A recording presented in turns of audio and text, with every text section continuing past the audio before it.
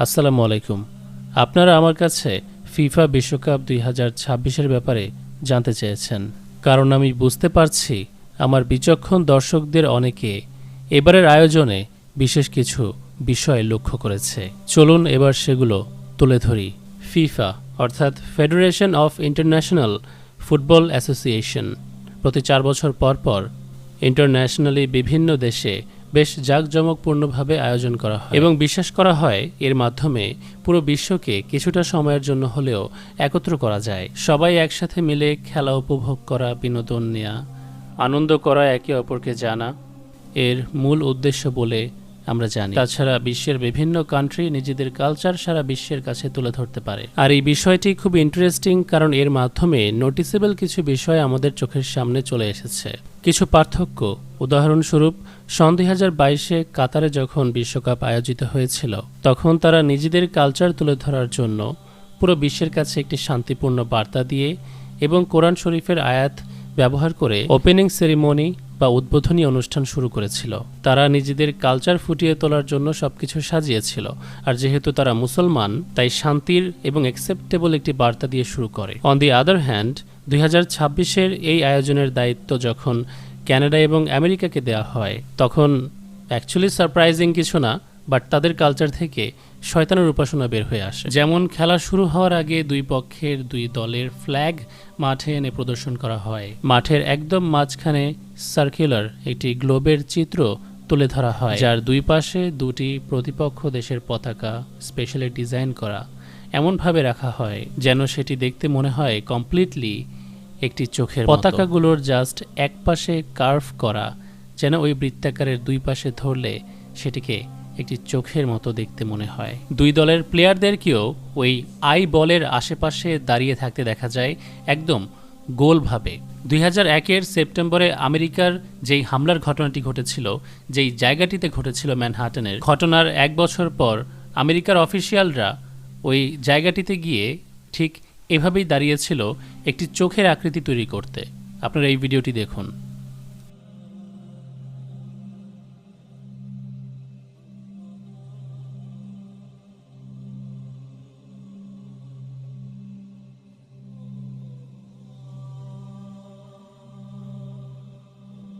কি মনে হয় এখানে ওরা এভাবে সারিবদ্ধভাবে দাঁড়িয়ে কি বানাচ্ছে, কিসের আকৃতি তৈরি করছে? খুব একটা মাথা খাটাতে হবে না বোঝার জন্য, এটা এক চোখ বানিয়েছে ওরা। ফিফা বিশ্বকাপের প্রতিটি ম্যাচের শুরুতে এরকম এক চোখ তৈরি করা হচ্ছে। পতাকার ডিজাইন একপাশে ইচ্ছা করে বাঁকা করে তৈরি করা, প্লেয়ারদেরকে চোখের মণির আশেপাশে ওই পজিশনে নিয়ে দাঁড় করানো। এটাই ইঙ্গিত করে যে শয়তানের উপাসকরা বোঝাচ্ছে পৃথিবীর যতই বড় বা ছোট আয়োজন হোক, সেটা দাজ্জালের চোখ বা ক্ষমতা, চোখ দিয়ে যেহেতু ক্ষমতা বোঝানো হয়, তার বাইরে নয়, দাজ্জালের ইনফ্লুয়েন্সের আন্ডারে, দাজ্জালের নজরের মধ্যে। পরপর কয়েকটি জায়গায় যেমন ইউএস, কানাডা এবং এরপর মেক্সিকোতে খেলা শুরু হওয়ার আগে ওপেনিং সেরিমনি আয়োজন করা হয়। বিশেষ করে মেক্সিকোতে কিছু বিষয় আমাদের নজরে আসে যখন তারা নিজেদের কালচার তুলে ধরেছিল।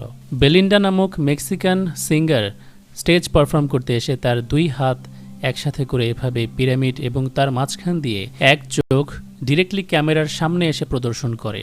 এটা খুবই ফেমাস ইলুমিনাতির সিম্বল, যা এত বছর যাবৎ আপনাদেরকে আমি বুঝিয়ে এসেছি। শুধু তাই নয়, মেক্সিকো তাদের স্টেজ তৈরি করেছে হুবহু তাদের মায়ান পিরামিডের মতো করে। মায়ান সভ্যতা মেক্সিকোরই প্রাচীন সভ্যতা। মায়ানরাই মূলত মেক্সিকানদের পূর্বপুরুষ ছিল। মেসো আমেরিকা, যেখানে বর্তমানের মেক্সিকো দেশটি অবস্থিত, প্রাচীন গ্রিক থেকে রোমান সভ্যতা সহ অন্যান্য সভ্যতায় এরকম পা দিয়ে খেলা করার প্রচলন ছিল। সেই তুলনায় মায়ানদের বল দিয়ে খেলার স্টাইল ছিল ভিন্ন এবং কারণ ছিল বেশ ভয়ানক। তারা এই খেলার আয়োজন করত মূলত তাদের সৃষ্টিকর্তার কাছে নরবলি দেওয়ার জন্য, আর সেই নরবলি দেওয়া হতো মায়ানদের পিরামিডের ওপর, যেই পিরামিডের আদলে 26-এর বিশ্বকাপে স্টেজ তৈরি করেছে মেক্সিকো। মেসো আমেরিকার এই বল গেমকে বলা হতো পোক আর তোক। গেমটিতে হাত অথবা পা বলে ছোঁয়ানো নিষিদ্ধ ছিল, মানে ফুটবলও বলা চলে না আর কি। তাদের হিপ, হাঁটু, বুক এসব দিয়েই বলটিকে ওপরে ভাসিয়ে রেখে খেলতে হতো। বল ওপরেই থাকতে হবে, মাটিতে পড়তে পারবে না। খেলা শেষে বিতর্কের আয়োজন হতো। হেরে যাওয়া দলের ক্যাপ্টেনকেই বেশিরভাগ বাছাই করা হতো বলি দেওয়ার জন্য। এটা কোনো বানোয়াট কাহিনী নয়। এই ঘটনার পেছনে সায়েন্টিফিক ফ্যাক্ট রয়েছে, আর্কিওলজিস্টরা এটার প্রমাণ পেয়েছে। জাস্ট একটিবার চিন্তা করে দেখুন, এরকম একটি খেলার আয়োজন করা হচ্ছে মানুষকে বলি দেওয়ার মতো জঘন্যতর কাজ সম্পূর্ণ করার জন্য। এটি সেই সময়কার রিচুয়াল স্পোর্ট হিসেবে বর্তমান দুনিয়ার কাছে পরিচিত। বল গেম আয়োজন করার সময় মায়ানরা বিশেষ একটি ড্রাম বাজাতো, ড্রাম এবং ফ্লুট অর্থাৎ ঢোল এবং বাঁশি। ওরা কার কাছে মানুষকে বলি দিত জানেন? সানগড মানে সূর্য দেবতার কাছে। যে সূর্য দেবতার নিশানা আজকেও আর্জেন্টিনার পতাকা এবং জার্সিতে আমরা দেখি। যেমন আর্জেন্টিনার এই নতুন জার্সি যাতে রয়েছে সূর্যের প্যাটার্ন দিয়ে ডিজাইন তৈরি করা। ভক্তদেরকে সাজেস্ট করব এই জার্সি অ্যাভয়েড করতে। জার্সির প্রসঙ্গে যেহেতু এসেছি, ব্রাজিলের এবারের জার্সিতে আমরা লক্ষ্য করি শয়তানের উপাসকদের, ইবলিশের পূজারীদের আইডল ব্যাফোমেটের শ্যাডো ডিজাইন করা বা আকৃতি তৈরি করে রেখেছে, যার উপরে চাইলে আপনি একটি ডেভিলের ছবি অনায়াসে বসিয়ে দিতে পারবেন, কেননা এটা সেই শেপ দিয়েই তৈরি করা। শাকিরার সাথে গান করতে এবারের বিশ্বকাপে মঞ্চে উঠেছিল বার্না বয় নামক একজন সিঙ্গার। তার নামের দিকে খেয়াল করুন, বার্ন এ বয়। বাল দেবতা ইদানিং খুব ফেমাস, মানুষ তার ব্যাপারে ভালো করে জানে। প্রাচীন সময়ে যখন বাল দেবতাকে প্রকাশ্যে উপাসনা করা হতো, তখন বাচ্চাদেরকে যেই পন্থায় তারা বালের কাছে বলি দিত সেটা হলো আগুনে পোড়ানো। সেটারই অর্থ বহন করে এই গায়কের নামে বার্ন এ বয়। ফিফা বিশ্বকাপের জন্য মিউজিক তৈরি করে দেয়া বা গান গাওয়ার জন্য বেশ বিখ্যাত শাকিরা। 2006 সন থেকে বর্তমান সময় পর্যন্ত ফিফার মঞ্চ নাচিয়েছে এই মেয়েটি। সে নিজেও যে শয়তানের উপাসনা থেকে মুক্ত তেমনটাও কিন্তু নয়। তার অসংখ্য ম্যাগাজিন কভার পিকচারে সে দাজ্জালের এক চোখ তুলে ধরেছে। শুধু তাই নয়, স্টেজ পারফর্ম করার সময়ও কোরিওগ্রাফের মধ্যে সাইন সিম্বল রিপ্রেজেন্ট করেছে। তার বিভিন্ন মিউজিক ভিডিওর মধ্যে একে একে জাস্ট দেখতে থাকুন, আমি সব কটাই দেখাচ্ছি এবং এগুলো দেখার পর আপনি খুব ভালোভাবে বুঝে যাবেন শাকিরা নিজে একজন শয়তানের উপাসক।